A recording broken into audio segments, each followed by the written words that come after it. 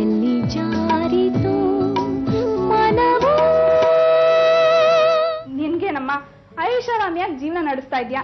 ನಿನ್ ಗಂಡ ಫ್ಯಾಕ್ಟ್ರಿ ಮೇಲೆ ಫ್ಯಾಕ್ಟ್ರಿ ಕಟ್ತಾನೆ ಇದಾರೆ, ರಾಯಲ್ ಆಗಿ ಜೀವನ ಸಾಗಿಸ್ತಾ ಇದ್ಯಾ. ನೀನ್ ಏನೇ ಕೇಳಿದ್ರು ನಿನ್ ಗಂಡ ತಗೊಂಬಂದ್ ಕೊಡ್ತಾರೆ.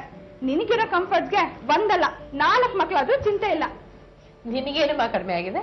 ಅಯ್ಯೋ, ನನ್ ಗಂಡ ಈಗ ತಾನೇ 4 ಕಾಸು ಸಂಪಾದನೆ ಮಾಡ್ತಾ ಇದಾರೆ. ಹೌದೇನೆ? How sweet. ಪ್ರಭು ಹೇಗಿದ್ದಾರೆ? ಓ, ಫುಲ್ ಬಿಸಿ ಕಣೆ. 1 ನಿಮಿಷನೂ ಪುರ್ಸತ್ತೇ ಇಲ್ಲ. ಒಂದಲ್ಲ ಒಂದು ಹೊಸ ವೆಂಚರ್ ಮಾಡ್ತಾನೆ ಇದ್ದಾರೆ. ದೇವ್ರ ದಯೆಯಿಂದ ಸಕ್ಸಸ್ ಸಿಗ್ತಾ ಇದೆ. ಗಂಡಸ್ರೆ ಹೀಗೆ ಕಣೆ, ಸಕ್ಸಸ್ ಹಿಂದೆ ಬಿದ್ರೆ ಪರ್ಸನಲ್ ಲೈಫೇ ಮರ್ತೋಗ್ತಾರೆ. ಅಯ್ಯೋ, ನನ್ ಗಂಡ ಹಾಗಲ್ಲಮ್ಮ. ಇನ್ಫ್ಯಾಕ್ಟ್ ನಾನು ಈ ಪಾರ್ಲರ್ನ ಓಪನ್ ಮಾಡಿರೋದೇ ಅವ್ರಿಗಿಷ್ಟ ಇಲ್ಲ. ಏನೋ ನನ್ ಬಲ್ವಂತಕ್ಕೆ ಅಂತ ಸುಮ್ಮನಿದ್ದಾರೆ ಅಷ್ಟೇ. ಅದಕ್ಕೆ ಸಾಯಂಕಾಲ 6 ಗಂಟೆ ಆಗ್ತಿದ್ದಾಗೆ ಪಾರ್ಲರ್ನ ಕ್ಲೋಸ್ ಮಾಡ್ಕೊಂಡು ಹೊರಟ್ಬಿಡ್ತೀನಿ. ಇಲ್ಲಾಂದ್ರೆ ನಿನಗೆ ದುಡ್ಡಿನ ಭೂತ ಹೋಗಿದ್ಯಾ, ದುಡ್ಡು ದುಡ್ಡು ಅಂತ ದುಡ್ಡು ಅಗತ್ಯ ಆದ್ರೂ ಏನಿದೆ ಅಂತ ರೇಗ್ತಾ ಇರ್ತಾರೆ. ಒಂದ್ ರೀತಿಲಿ ಪ್ರಭು ಹೇಳೋದು ಕರೆಕ್ಟೇ ಅಲ್ವಾ? ನಾವು ದುಡಿಯೋದು ನಮ್ ಸಂತೋಷಕ್ಕೆ, ದುಡ್ಡದನ್ನ ಅನುಭವಿಸಕ್ಕೂ ಟೈಮ್ ಇಲ್ಲ ಅಂದ್ರೆ ಅಂತ ದುಡಿಮೆ ಯಾಕೆ? ಏನಂತೀಯ? ನಿಮ್ಮ ಯಜಮಾನ್ರಿಗೆ ನಿನ್ ಬಗ್ಗೆ ಇರೋ ಕಾಳಜಿ ನಮ್ಮ ಯಜಮಾನ್ರಿಗೂ ನನ್ ಬಗ್ಗೆ ಇದ್ದಿದ್ರೆ ನಾನು ನನ್ನಷ್ಟೇ ಸುಖವಾಗಿರ್ತಿದ್ದೋ ಏನು. ಭಾವನಾ, ಏನ್ ಯೋಚನೆ ಮಾಡ್ತಾ ಇದೀಯಾ?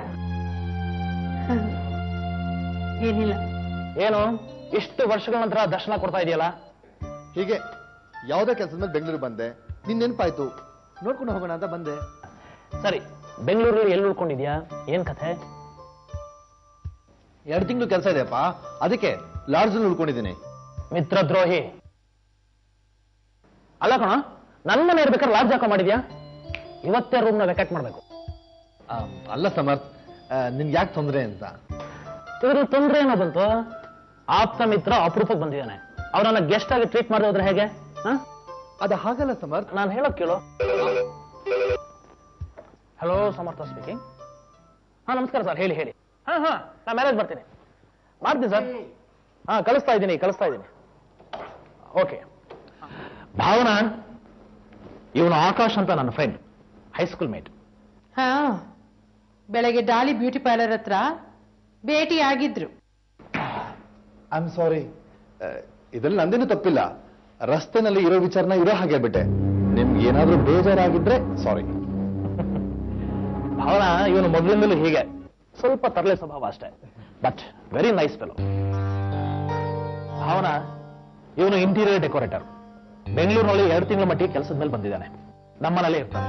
ಅದು ನೀವು ನಗ್ನಗ್ತಾ ನನ್ನ ಕ್ಷಮಿಸಿದೀನಿ ಅಂತ ಹೇಳಿದ್ಮೇಲೆ. ಹೇಳಮ್ಮ, ಹೇಳಿದ್ರೆ ಬೇಜಾರು ಮಾಡ್ಕೊಂಡ್ಬಿಡ್ತಾನೆ. ಆಯ್ತು, ಇದ್ರಲ್ಲಿ ನಂದೇನು ಅಬ್ಜೆಕ್ಷನ್ ಇಲ್ಲ.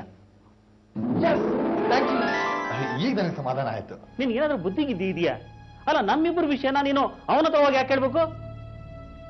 ನೀನ್ ಹೀಗ್ 3 ದಿನ ಕಣ್ಣಿಗೆ ಕಾಣದೆ ಹೋದ್ರೆ ನಾನ್ ನನ್ ಕಷ್ಟ ಯಾರ ಹತ್ರ ಹೇಳ್ಕೋಬೇಕು? ಅಷ್ಟಕ್ಕೂ ನನ್ನ ಬಾಸ್ ಹತ್ರ ಏನು ಹೇಳಲೇ ಇಲ್ಲ.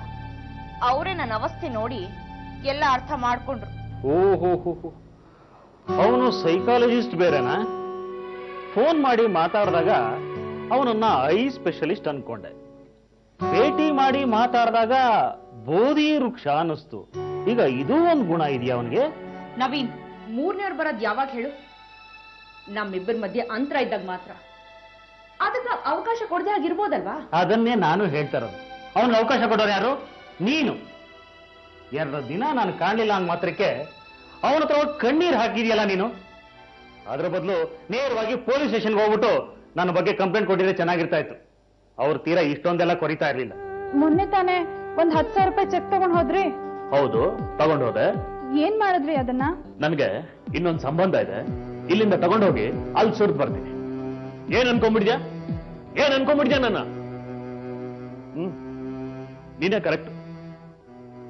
ನಾನು ಕೈಲಾಗ್ದೋನು, ನಾಲಾಯಕು, ಕೆಲ್ಸಕ್ಕೆ ಬಾರ್ದೋನು, ಹೆಂಡತಿ ದುಡ್ಡು ಮೇಲೆ ಜೀವನ ಸಾಗಿಸ್ತಾ ಇರೋನು.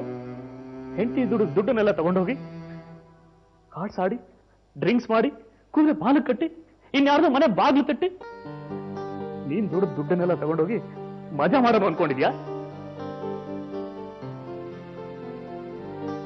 ನಾನ್ ಯಾರು, ನನ್ನ ಯೋಗ್ಯತೆ ಏನು ಅಂತ ಚೆನ್ನಾಗಿ ಗೊತ್ತಿದ್ದು ಕೂಡ ನೀನ್ ಹೀಗೆಲ್ಲ ಮಾತಾಡ್ತೀಯಲ್ಲ.